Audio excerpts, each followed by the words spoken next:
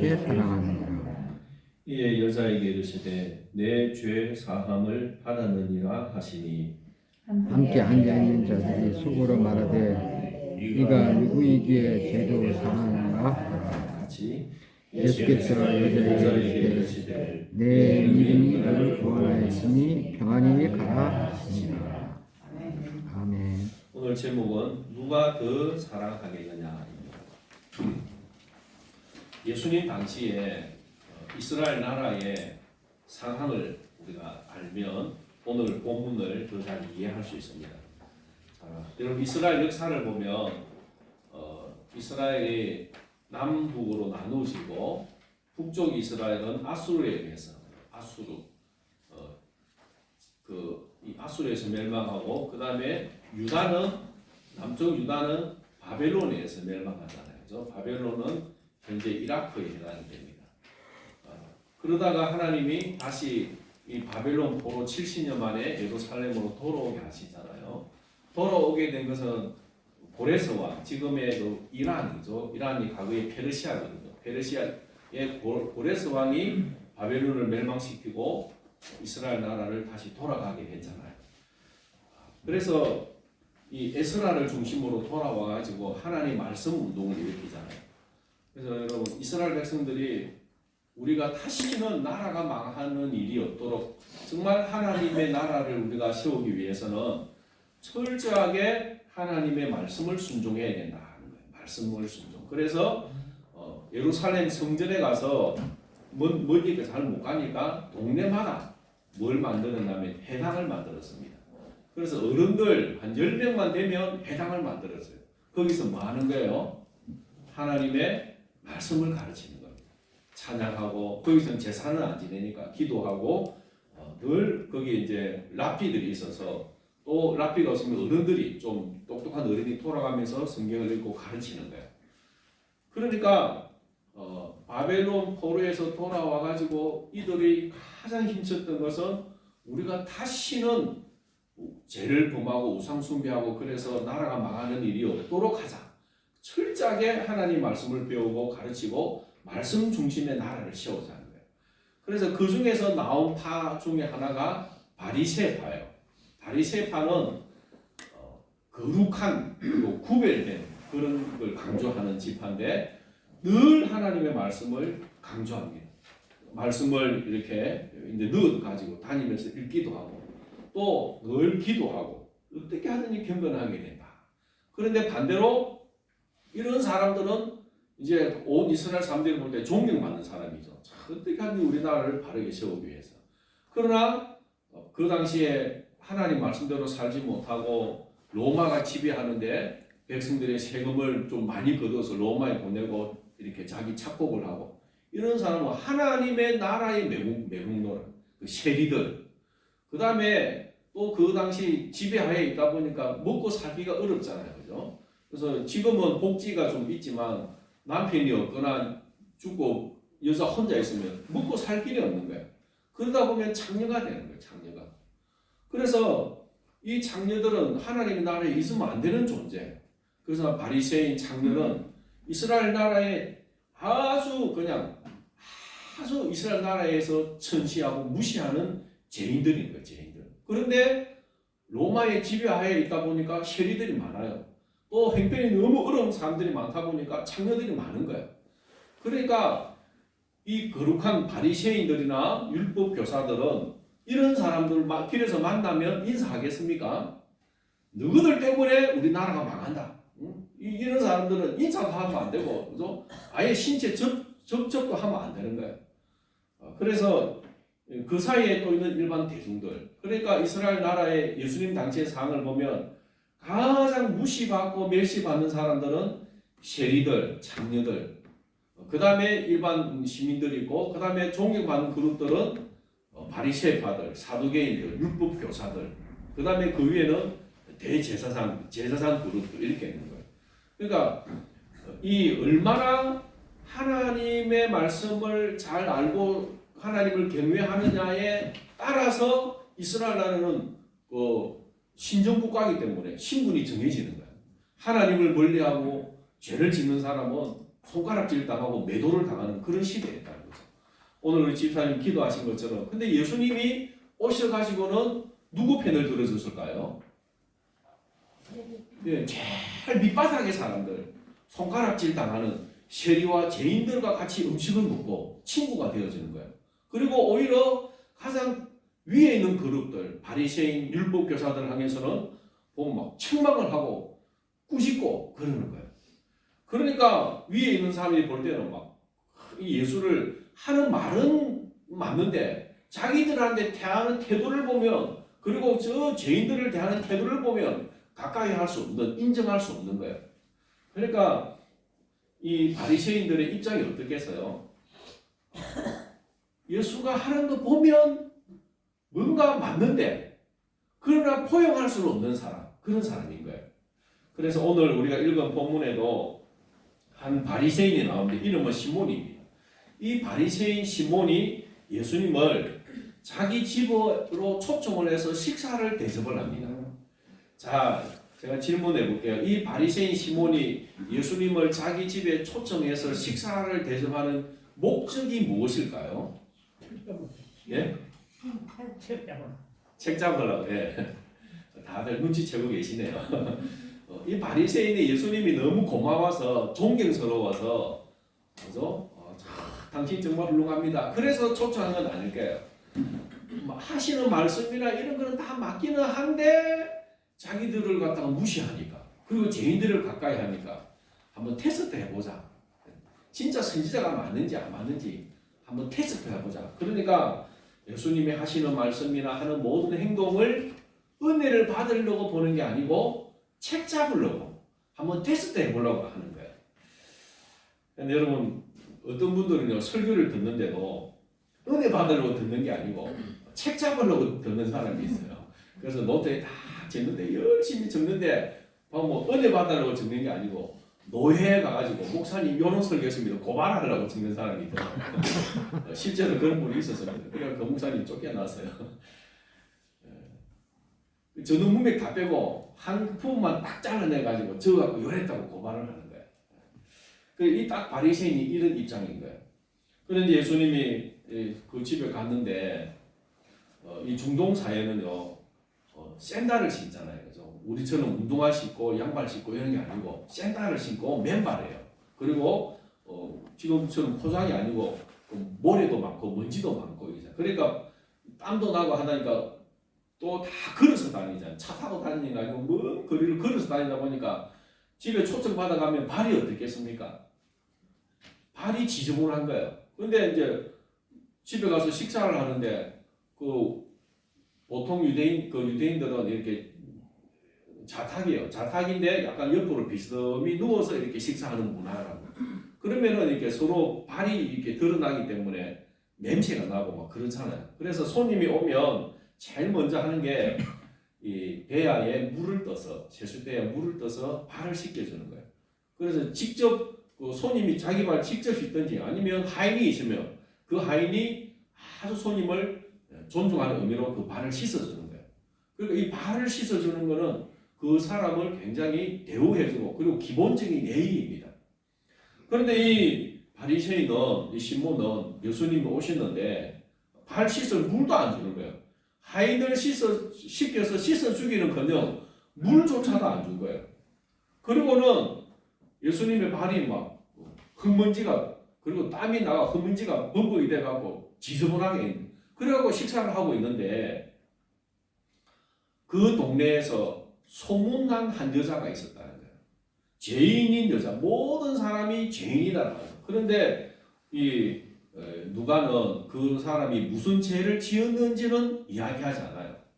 그러나 보통 우리가 추측을 하면은 모든 동네 사람이 다 아는 이 여자가 죄인이다 하는 것은 그 당시에 가장 천대받는 죄인은 창녀거든. 창녀로 아마 추측을 합니다.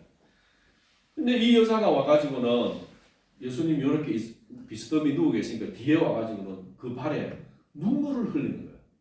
눈물이 한두 방울이 아니고 쭉 쏟아지는 거예요. 그리고 발이 젖어지니까 자기 머리털로 그 발을 닦는 거예요.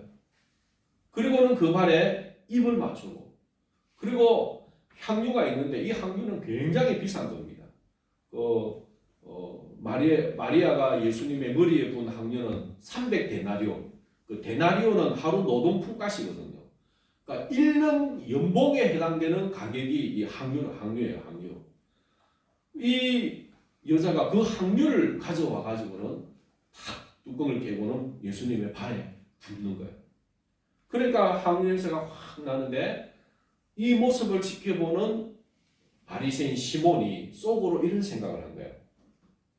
아니, 저 죄인인 여자가 와서 자기 이 발에 눈물을 흘리고 머리털을 대고 입을 맞추고 손을 대고 접촉을 하면 부정해질 텐데 왜 저 여자가 자기 몸에 손을 대는 걸 놔두고 있느냐는 거예요. 그러니까 바리새인의 입장은 뭡니까? 길에서 저 죄인 여자를 만나면 인사도 안 해요. 더구나가 옆으로 오면 부딪힐까 봐서, 부딪히면 같이 부둥탈까 봐서 부딪히자고 피해서 가요. 아예 무시하고 만나지도 않아요.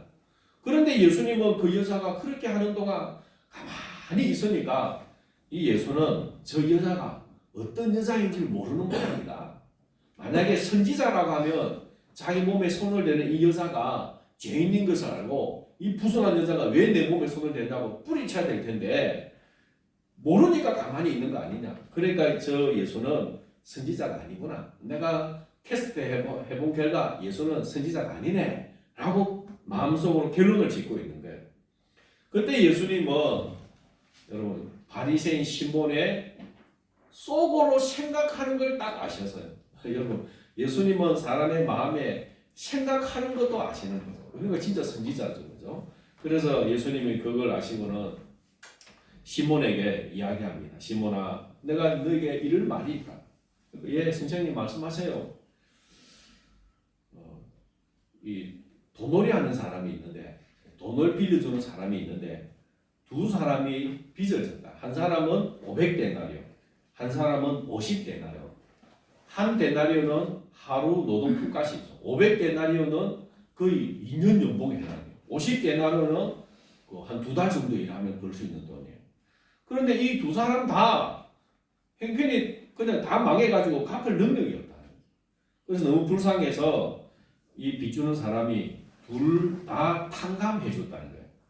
그러면 이 두 사람 중에 누가 더 그 사람을 사랑하겠느냐?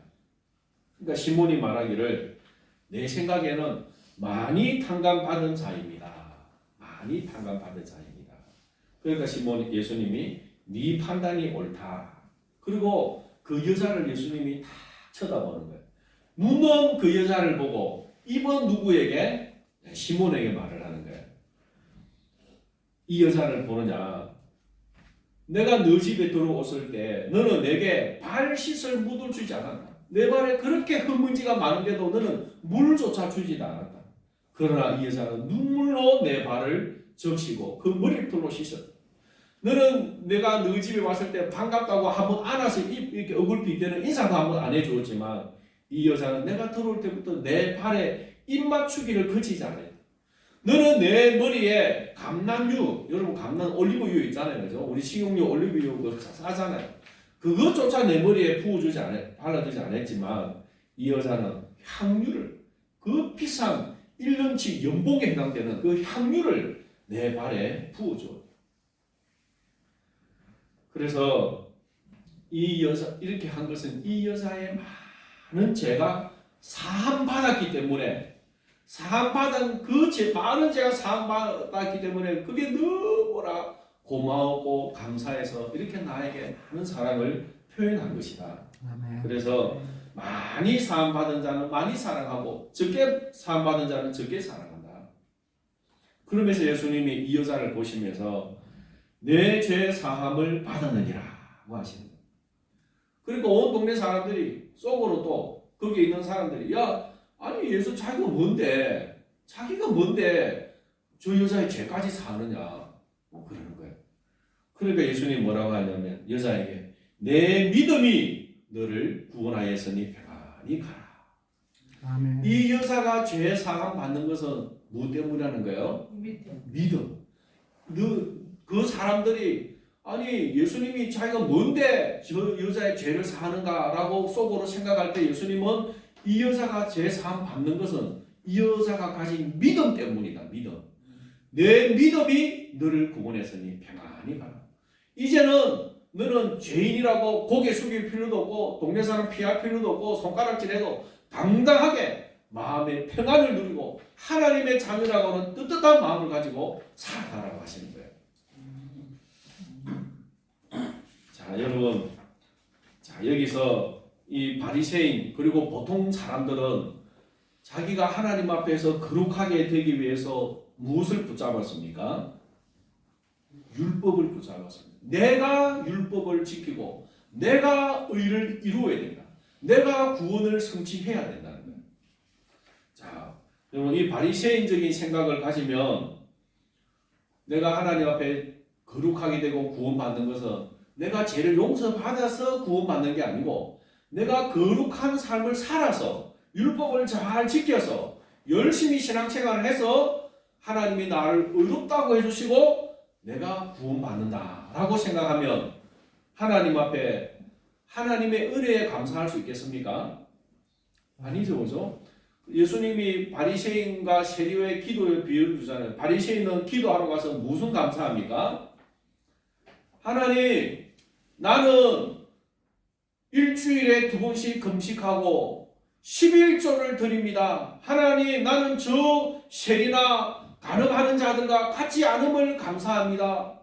자기의 의로운 행위를 인해 하나님께 감사를 드린 거예요.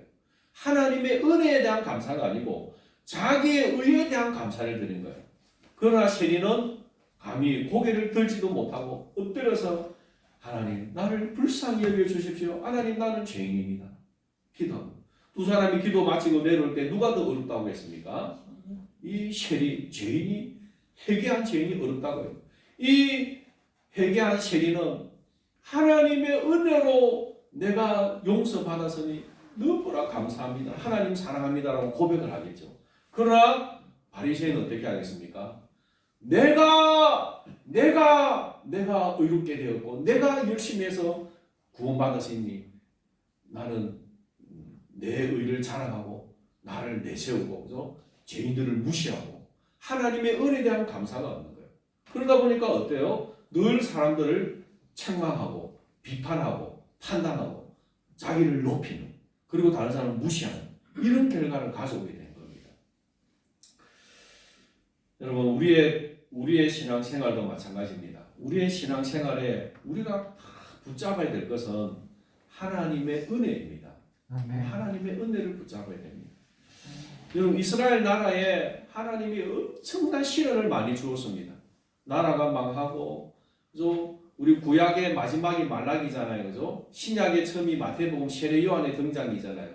말라기 선지자와 세례 요한의 등장 시기까지 약 400년의 시간이 있어요. 이 시간은 우리 성경에 잘 안 나오는데 다니엘서 11장에 보면 미리 이 시대에 일어날 걸 예언을 해놓았습니다. 그런데 그 400년 시대에 예언해 놓은 것대로 이루어지는데 그 시대는 정말 이스라엘 백성들이 고통스러운 시간이었습니다. 어려운 시기였습니다. 왜 어려운 시기였냐면 자신들의 힘으로 이루려고 하기 때문에 율법으로 이루려고 하기 때문에 계속 실패하고 망하고 그래서 이제는 로마의 지배하에 있고 망하는 거예요. 근데 해도 안 되고 실패와 좌절과 절망받긴 그 순간에 하나님은 세례 요한을 보내주시고 그리고 예수님을 보내주신 거예요. 그건 뭡니까? 이제는 너희들의 힘으로 하려 하지 말고 용서받아서 의롭게 되라. 하나님의 은혜로 예수님을 믿음으로 의롭게 되라고 믿음으로 이루라고 선지자 세례 요한과 예수님을 보내주신 겁니다. 아멘. 그런데 세례 요한이 이 땅에 와서 그죠?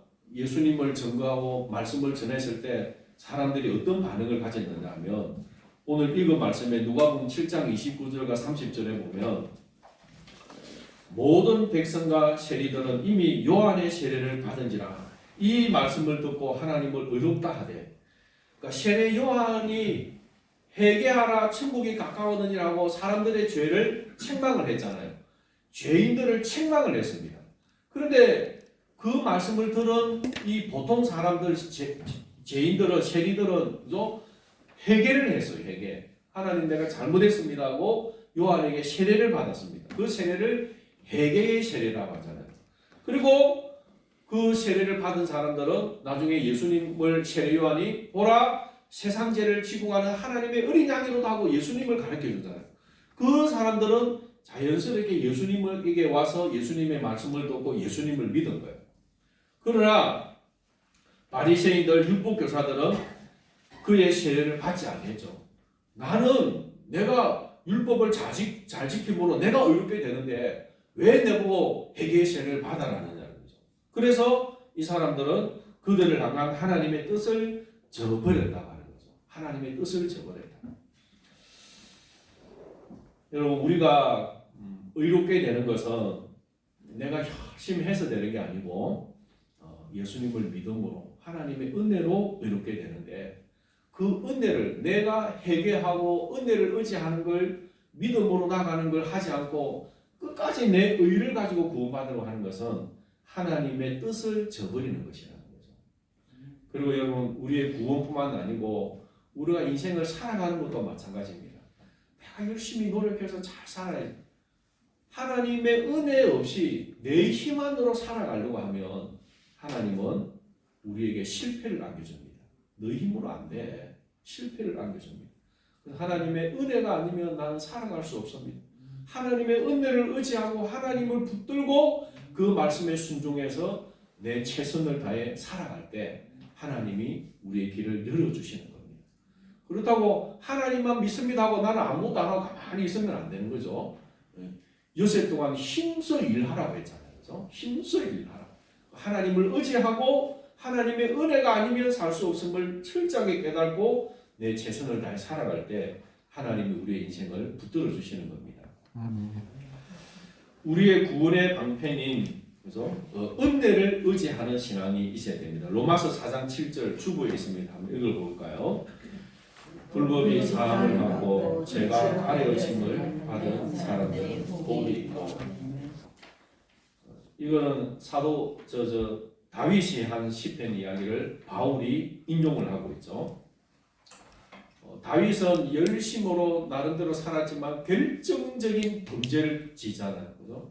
우리아 아내 바세바를 범하고 그 죄를 감추기 위해서 우리아를 죽이잖아요. 하나님 앞에 이 다윗은 죽을 수밖에 없는데 회개함으로 하나님이 용서해 주시고 살려주시잖아요. 그래서 다윗이 깨달은 게 뭐예요? 내가 내 힘으로는 안 되구나. 내가 이제 왕으로서 평안을 누리고 정말 어려운 세월을 지내고 내가 이제 자리 잡았다고 생각하는 섰다고 생각하는 그 순간 사탄이 유혹해서 넘어져 버려요. 여러분 바세바가 옥상에서 모욕을 했잖아요. 그죠? 여러분 옷을 빨아벗고 모욕을 하는데 옥상에 보면 이스라엘 나라는 다 팽팽해. 옥상이 다 보여요. 올라가면 보여요. 그런 데서 모욕하겠습니까? 집에 아무도 안 보일 때 커튼 지나고 숨어서 모욕하겠습니까? 숨어서 모욕하지 벌써 안 보이게. 근데 그 옥상에서 흔히 보이는데 옷을 벗고 모욕을 한 것은 사탄이 이 바세바를 통해 다윗을 유혹을 한 거예요. 거기에 다윗은 자기는 이제 섰다고 생각했는데 한순간에 넘어져 버린다는 거죠. 그래서 다윗이 깨달은 게 뭐예요? 하나님 앞에 어렵게 된 것은 내가 잘해서 되는 게 아니고 내 죄가 용서받아야 되는구나. 용서받아야 어렵게 되는구나는 걸 깨달은 거죠. 그런 사람이 복이 있다는 것입니다. 그래서 오늘 우리도 예수님을 의지하시기를 바랍니다. 아멘. 하나님의 은혜를 의지해야 됩니다. 은혜가 아니면 나는 설 수 없습니다. 하나님의 은혜가 아니면 나는 살 수 없습니다. 예수님을 믿고 하나님의 은혜를 의지하고 살아가야 됩니다. 그 은혜를 경험을 하고 하나님이 내 모든 죄를 용서해 주시고 하나님의 자녀로 받아주셨다라고 하는 그 믿음, 그 확신이 있으면 내 안에 예수님을 향한 사랑이 불릴듯이 일어나는 거예요. 아멘. 하나님의 은혜에 대한 사랑의 감사가 막 우러나는 거예요. 아멘. 그것 때문에 주님의 발에 눈물로 적시고 그 발을 머리털로 닦아주고 입 맞추고 내게는 가장 귀한 향유를 깨뜨려서 그 발에 붓는 걸 하는 겁니다. 계산을 하면 아까워서 발에다 못 붓죠. 어떻게 그 비싼 향유를 발에 붓습니까? 그러나 나의 많은 죄를 사해 주신 그 은혜가 내 안에 있으면 나의 가장 귀한 것을 머리가 아니고 나의 가장 최선의 것을 예수님의 가장 낮은 신체 부인 그 발에다가 부어서 최고의 영광을 올려드리는 것입니다. 예, 여러분 갤로 부분 같이 한번 읽겠습니다. 누가 하나님을 사랑합니까? 은혜로 예수님을 믿음으로 용서를 경험한 사람입니다. 많이 사랑받은 자는 많이 사랑합니다. 나의 죄를 사해 주시고 하나님의 자녀로 삼아 주신 은혜에 늘 감사하여 최선의 사랑과 섬김을 드리는 성도가 되시기를 바랍니다. 여러분의 마음에 하나님을 향한 사랑이 식어지나요? 하나님에 대한 은혜의 감사가 식어지나요? 그러면 오늘 이 여인처럼 나의 많은 죄를 사해 주신 그 하나님의 은혜를 의지하시기 바랍니다. 그 은혜가 내게 살아나면 하나님을 향한 사랑이 회복될 수 있습니다. 찬송가 305장